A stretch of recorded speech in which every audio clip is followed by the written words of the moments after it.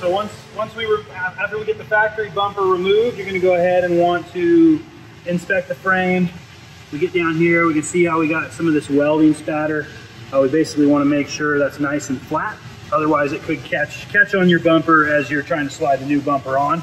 So what you'll just hit those, kind of knock them off with a file. Pretty simple there. You'll check the underside as well. Most of the time they're fairly flat, but you can see you've got some nubbies here. You'll want to file those off as well. I don't know if you can see in the video, but we're pretty rusty underneath where the factory stuff bolted on, factory hitch.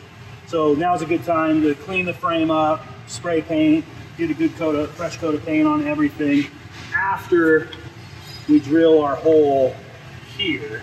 We'll go over that a little more later. Also, you can take note on the body here. Often the factory bumper or the plastics rub the paint raw. If you do notice that you're down to bare metal here, it's a good thing to mask off this line and just paint the whole underside with a good black paint.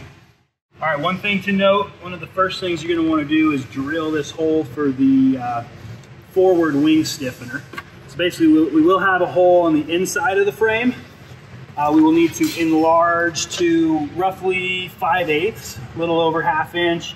You want to be able to easily get a 1/2 inch bolt through. On the other side here, this frame is already drilled, but you will not have a hole right here. This hole is going to be dead center of this square cutout and the bottom of the frame, both left to right and up and down. So what you'll do, you'll drill that one. A good step bit is what we recommend. You can get that in here. You'll just go again to about 5/8 of an inch. That'll give you some wiggle room. So at the end, we want a nice through hole where you can insert that 1/2 inch 3 by 3.5 inch bolt. All right, so we will need to trim this lower pinch weld to clear the bumper. This vehicle's already been trimmed for our old version, or version 2. For the version 3, we want to trim roughly about how I have it marked there. A good pair of 10 snips will work. We're going to go about 1.25 inches back, and then about 1/4 from the top there. If you go too high, we'll actually start opening up the seam there. So we want to make sure we leave about 1/4 inch here. So again, a good pair of 10 snips. You can normally get that pretty good in there. I'll cut a little 45 on that. So at this point, you could either bend it or you could cut it the rest of the way. You may need an angle 10 snips to cut it with 10 snips, or you could remove the tire.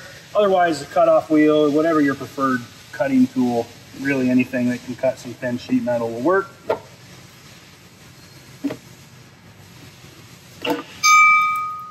So we'll kind of look like that. We'll want to take that sharp edge, use a hammer, fold that over, clean it up, and then touch up that cut with a paint pen, or spray paint this whole section and make sure you get a good coat of paint on that fresh cut. Okay, so now that we have the frame prepped, we've cleaned it up, it's painted, we've drilled our hole, we've filed any protrusions off the top, the bottom of the frame. Now we will start installing our wing stiffeners. We're going to start with our rear wing stiffener. We'll need the 2 M8 bolts here and thick washers. It's going to install just like so.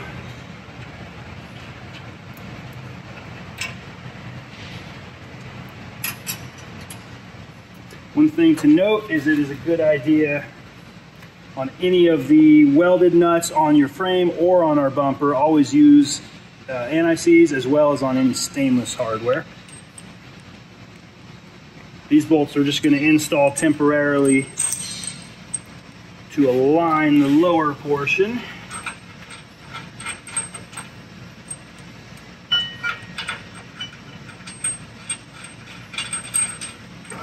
We want to get these finger tight. You'll see there's a little bit of slop in those holes, so the idea is to kind of center this bracket up on that slot.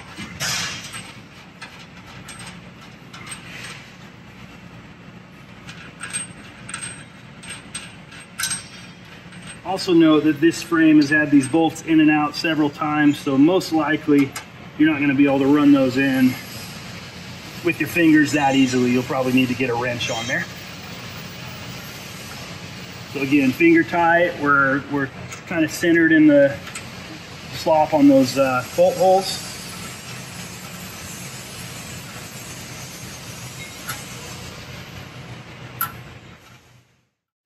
I'm going to take a wrench and just snug these up just slightly. We want to make sure it's seated up against the bottom of the frame.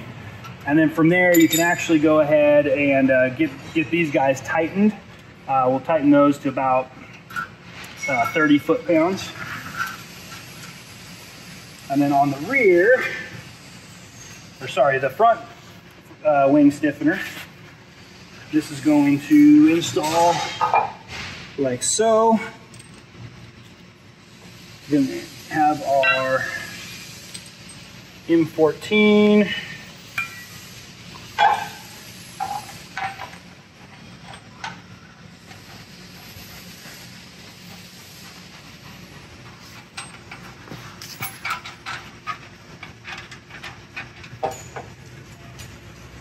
Half by 3.5.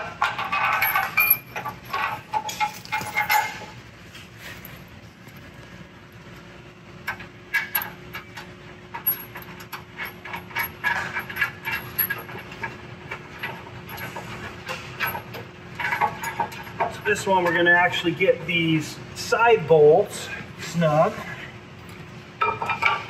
Idea is that this bracket will still move, and then we're going to do the same thing on the bottom.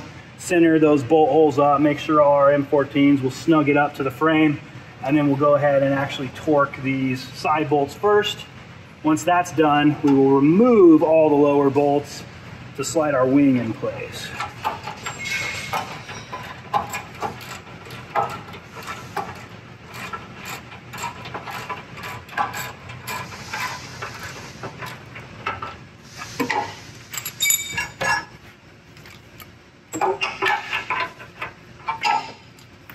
So again, tight enough where it's up against the frame, but loose enough where we can move it around. All right, now we'll install the lower M14s. Again, we just want to make sure these are going in freely. We're not rubbing the frame bracket. That'll save you some heartache in the future as we get the wing on there. We're gonna make sure all these holes are lining up so those M14s will go in smoothly.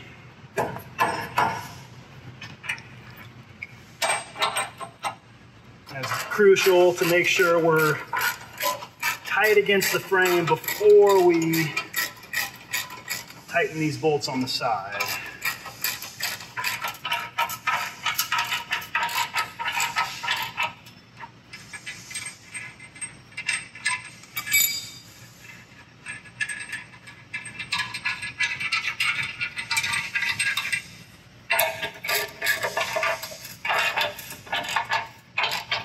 These will actually kind of lock down fairly tight.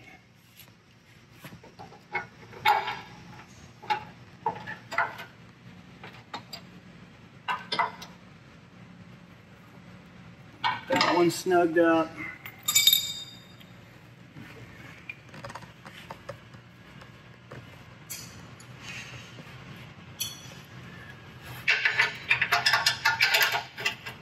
So being that this one is a through bolt, we're actually not going to necessarily torque this one to any particular spec. We're just going to tighten it down. We want to get this one tight, but we don't want to be kind of tighten it just till you start seeing the frame pull in a little bit. If you keep going on that, you'll actually start crushing your frame on that section. This upper one, this M14, we can torque to about 95 foot-pounds. A little awkward to get in there, so you'll want to make sure you got the right extension socket so you can get a torque wrench on that one.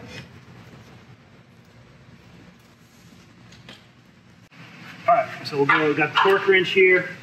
We'll get that one torqued to 95 pounds roughly. Then we will adjust the torque wrench to our 30 pounds. And now we'll want to go ahead and get these M8s torqued down.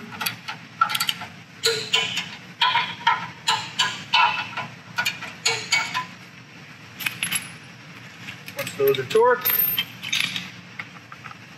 we can now remove these lower bolts. Just set them aside because those will get used to bolt the wing off. And then we will repeat the same process on the other side.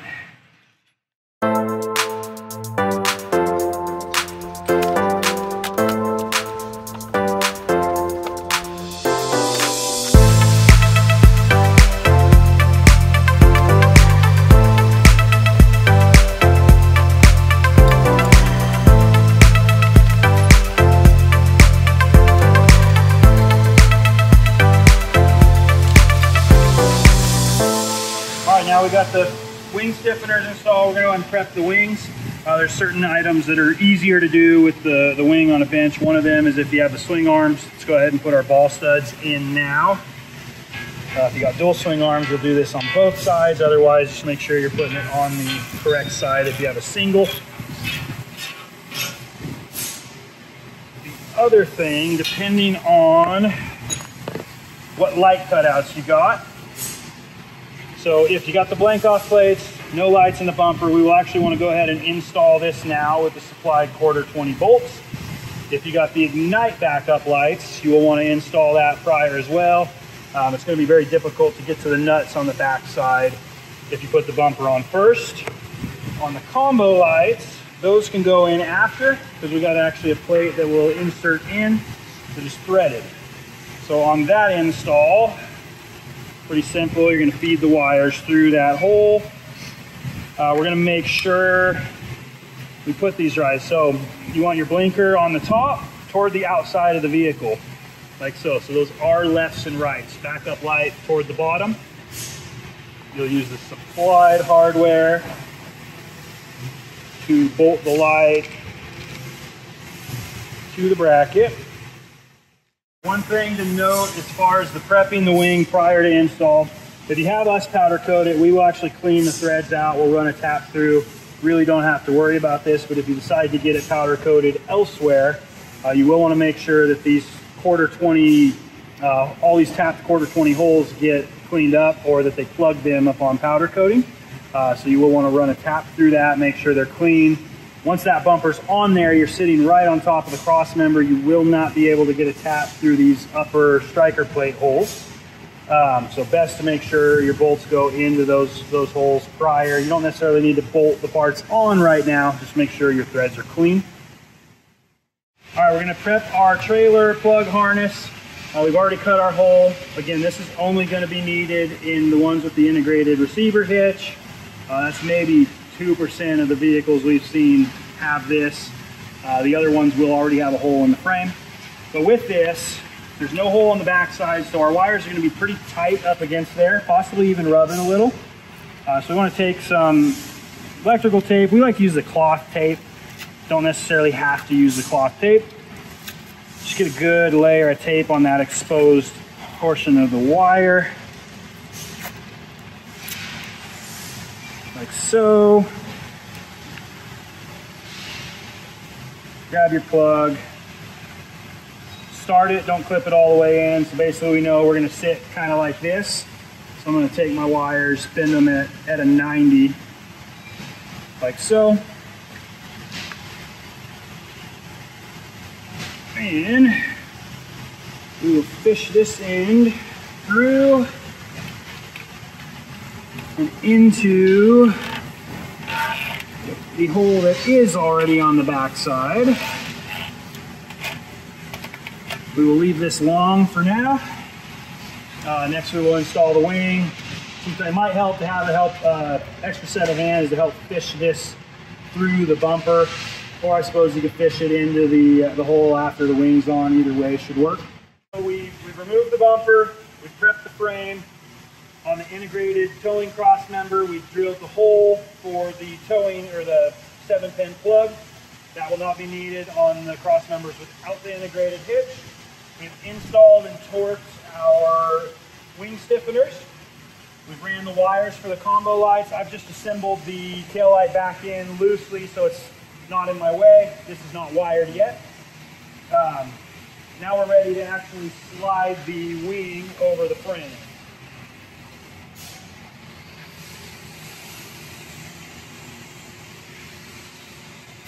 This step is pretty simple. The better you prep your frame and align your brackets, the easier this part will go. We're just going to simply slide it on. Kind of get this end on first, and then we will basically tilt it in place. Just getting that close, making sure we're not bumping the body or the tailgate. Get it up against the cross member. All right, we got our wing slid in place. We do want to take note that we get this combo light wire down through this hole at the bottom. Make sure we're not pinching it. This is a good location for making our connections later on. We do provide these shims. We're going to start with one shim. So most, I would say 90–95% of the bumpers, this one shim between the bumper and that wing stiffener is going to work. Otherwise, we do provide more shims if you want to fine-tune your alignment based off the body gap on the outside. Pretty simple on this. We'll insert it like so. Get those holes lined up. Now from there, we can actually start putting in all of our lower frame bolts loosely. Already got these NICs on these bolts.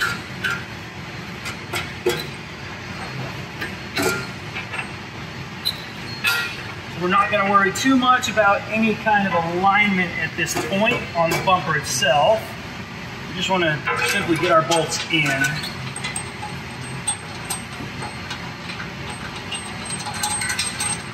And again, this is where if you did not take the time to get all your brackets aligned well, you could potentially fight it on this step. If you do fight it, it's probably best just to pull that wing back off and realign. Just make sure everything is lining up properly. You're able to get these M14s in.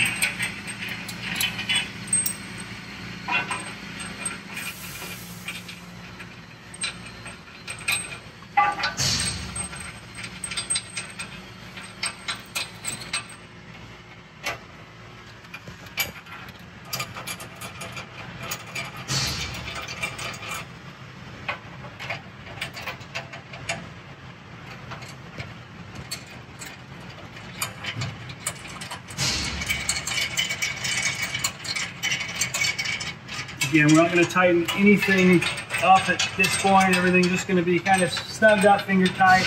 We will want the bumper to be able to move around as we do our final alignment.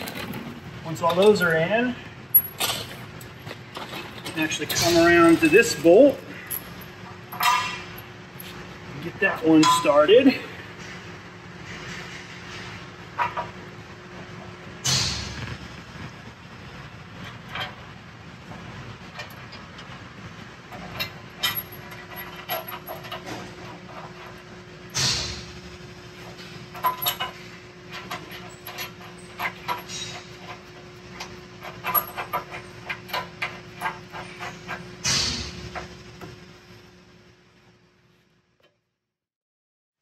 Alright, so we've installed both wings. We repeated all the steps on the other side.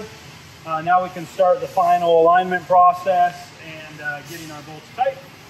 So first we're going to start here. All the holes are slotted, so we can see kind of the gap between these holes and those slots. So normally what I like to do is just start with roughly an even gap there between those bolts. At the end, we're looking for about a quarter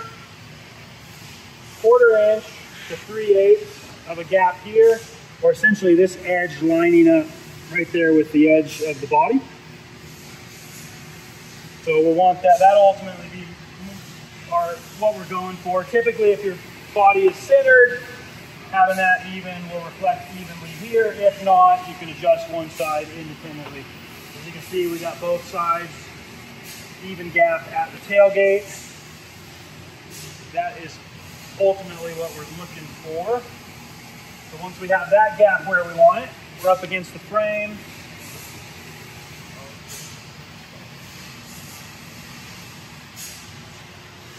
And also note on this hitch with the integrated towing cross member, we will have a different high clearance version for that. For demonstration purposes, we're going to show you the drop hitch that we'll install on most standard cross members. Note that only 2 of those holes are threaded for the M12s. The other 2 will get the 4-inch through bolts. So once you have the bumper aligned, I'm going to slide this guy over. We will center it on the bumper, center it on the hole. I'm going to take our 2 M12s, and again on the non-integrated you'll have 2 through bolts, but on this one we're going to have the 4 M12s. And this is where we want to actually start tightening first. So we've got our gap set here.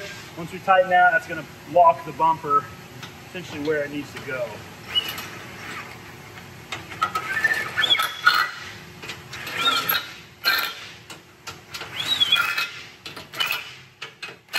We're just going to snug those up as of now.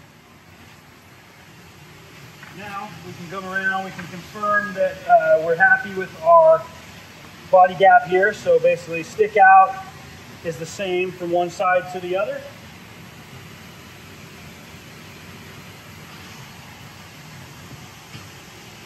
So you will have a little bit of movement here up until you tighten some of those lower bolts. We can also look at this gap up here, make sure we're kind of twisted where we want to go.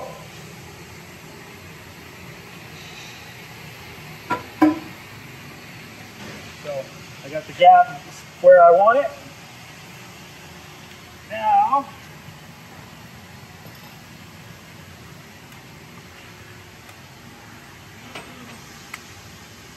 I'm actually going to start by tightening this front bolt up first.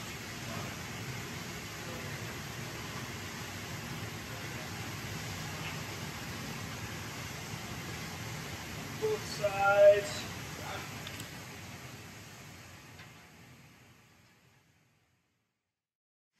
Alright, so we're going to snug these lower bolts up, starting with the forwardmost bolt.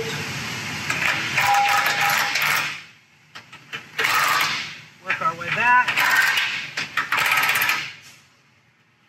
Now the bumper is set. It's not going to move. We'll repeat that on the other side. Here is where you'll want to take a look at this gap here and make sure we're even. So that gap along here is what those shims will adjust. So if you decide you want to add another shim to get it down lower, if you're setting high, but again, with that one shim, we should set pretty even along here, as long as the vehicle's not been any accidents or anything like that. Once those are, everything's aligned, everything's where you want it, we can go ahead and start torquing these, all the M14 bolts down to 95 foot-pounds. This upper bolt will get torqued to 95 foot-pounds. All the bolts around the hitch, 95 foot-pounds, and then 30 foot-pounds on the M8s. All right, so on the non-integrated cross members, which again will be about 95% are going to have that one. This one's a rare cross member. We're going to install our hitch backer. We're going to have these 2 spacer plates. We'll already have our through bolts installed that we can actually hang these spacer plates on. So those are going to go there. Backer plate's going to go here. We'll have our 1/2-inch bolts through the top. Obviously get everything started, get it loose first, and then we'll want to torque every bolt around this hitch to 95 foot-pounds. Once that's all torqued, then the hitch portion is done. Alright, so once we've got all our bolts installed, everything's torqued, bumpers aligned, final step, if you are not installing swing arms at this time, would be to actually fill all of the tapped holes or weld nuts on the bumper with the supplied bolts. This is crucial as those holes are not coated, the threads are not coated, so if you do not do this, those will rust and cause problems when you add the swing arms. If you're doing swing arms at this time, you can skip this step, as you will install these bolts with the swing arms themselves. Again, anti-seize, 1/4 by 1/4 inch bolts. So these will be the shortest 1/4 inch bolts in your kit. These will actually not get used on the striker plates. If you are adding swing arms, we'll supply a slightly longer bolt for that.